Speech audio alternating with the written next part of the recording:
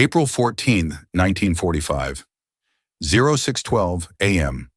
Thick morning fog wrapped the outskirts of a destroyed German village, the kind of place where the war had already ended for most people, but not for the man hidden in the second-floor rubble of a half-collapsed farmhouse. His name wasn't recorded in any Allied report. Not his rank, not his unit, nothing. Only one detail appeared in every witness statement. A single German sniper held us in place for 11 hours. He waited in the shadows, rifle resting on a broken windowsill, breath controlled, eyes steady. He hadn't slept properly in days. His boots were torn, his coat burned at the edges, but his focus was razor sharp, sharper even than the silence around him. He had 17 bullets left. That was all. Across the fields, the American battalion began to move. Cautiously, slowly, spread wide. They expected abandoned buildings, maybe scattered resistance, not a sniper who had survived 3 retreats and refused to lay down his rifle. The first shot came at 6:29 a.m., a single crack that echoed across the fog. It wasn't a warning. It wasn't random. It was a precise message from a man trained to end fights before they began. The battalion froze. Officers dropped behind logs and stone walls. Radio operators frantically called command. One of them whispered, "We've got a ghost shooter." No visual. They still had no idea where he was, but he saw all of them. The fog didn't hide his enemies. It hid him. And the battle that followed, one man versus nearly 600 soldiers, was about to become one of the strangest, most frustrating encounters an Allied unit faced in the final month of the war. The sniper adjusted his sight. He had time. He had patience. And he had 16 bullets left. April 14th, 1945, 07:51 a.m. Fog lifted just enough for silhouettes to appear.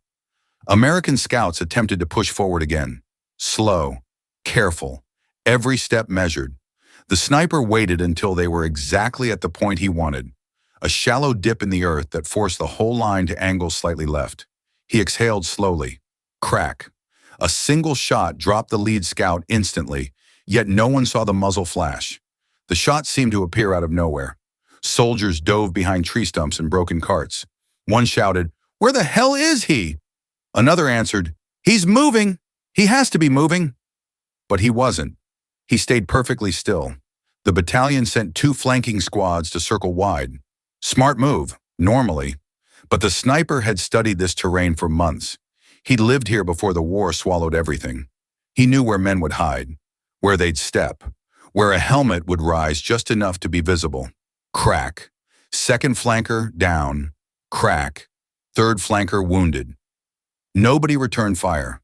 They couldn't. They didn't know where to aim. American officers ordered small mortar rounds to be fired blindly into the village. Shells slammed into walls, tearing apart buildings. Dust filled the air. The sniper didn't move. He simply covered his mouth with his sleeve to block the dust and waited for the smoke to settle. When it did, he fired again. A shot so precise it hit a radio operator crouched behind a stone trough. The battalion realized the horrible truth. They were dealing with a marksman far beyond ordinary training. Someone who understood angles, wind, cover, distance, light, and fear. And he was using all of it. The Americans weren't pinned by firepower. They were pinned by skill. And the German sniper? He still had 13 bullets left. April 14th, 1945, 10:43 a.m. The sun finally punched through the clouds, but instead of giving the Allies an advantage, it gave the sniper one. Sunlight hit the Americans' helmets, revealing tiny glimmers from 400 meters away. Each one a perfect aiming point. He struck twice more in less than 3 minutes. Both shots hit squad leaders. Both shots created chaos. The battalion commander faced an impossible situation. A single hidden soldier was halting hundreds. Movement was suicide. Staying put was worse. They brought in smoke grenades, hoping to cover their advance. But smoke drifts with wind, and the sniper simply adjusted for the haze like he had done 100 times before. When a squad tried crawling forward, he fired through a gap in the collapsed roof, nailing the lead man through the thigh. Not to kill, but to stop them cold. It worked. Medics rushed to help, and the sniper didn't fire. He let them work. That detail stayed with the Americans. Some said he wasn't heartless.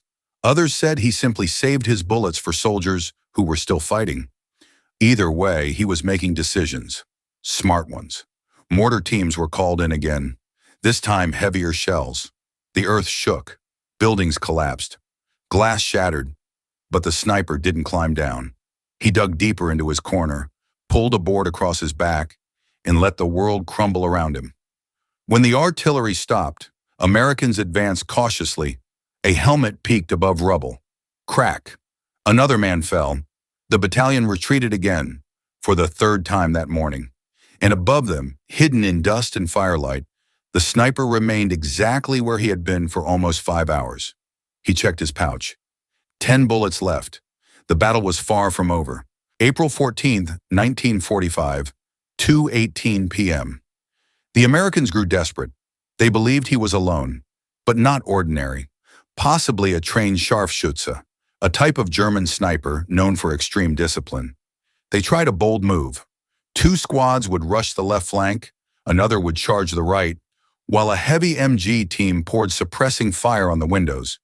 The moment the plan began, the sniper shifted for the first time in hours.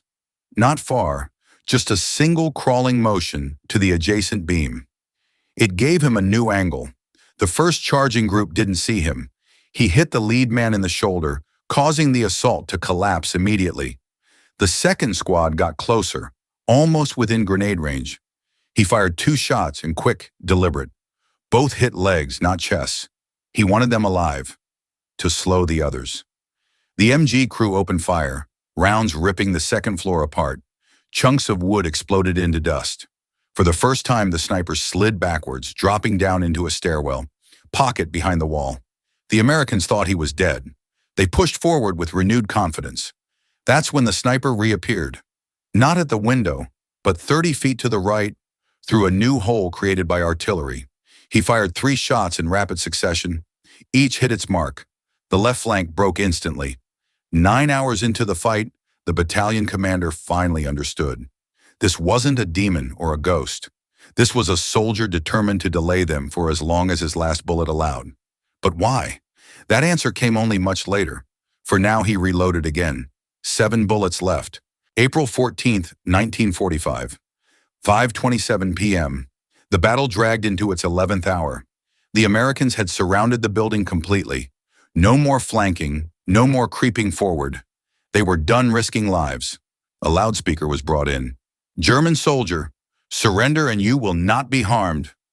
Silence. Then again. Still nothing.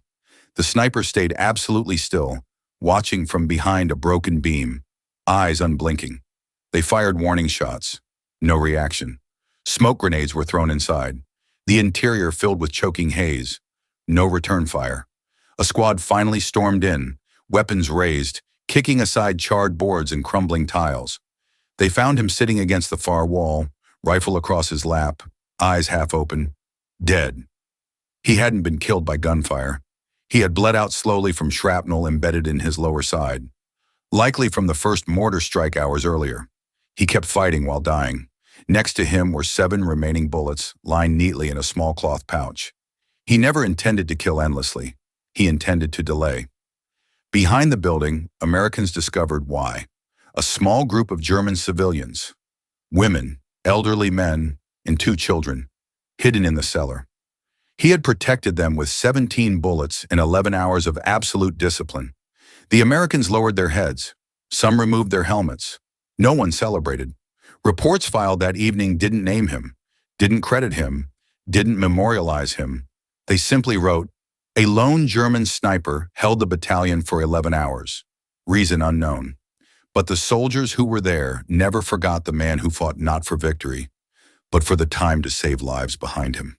If stories like this matter to you, and if you want these forgotten men to be remembered, consider subscribing, sharing, or leaving a small comment. It truly keeps history alive. And if you'd like to support this work in a deeper way, you can reach out on Instagram. Every bit of support or donation helps preserve another untold story.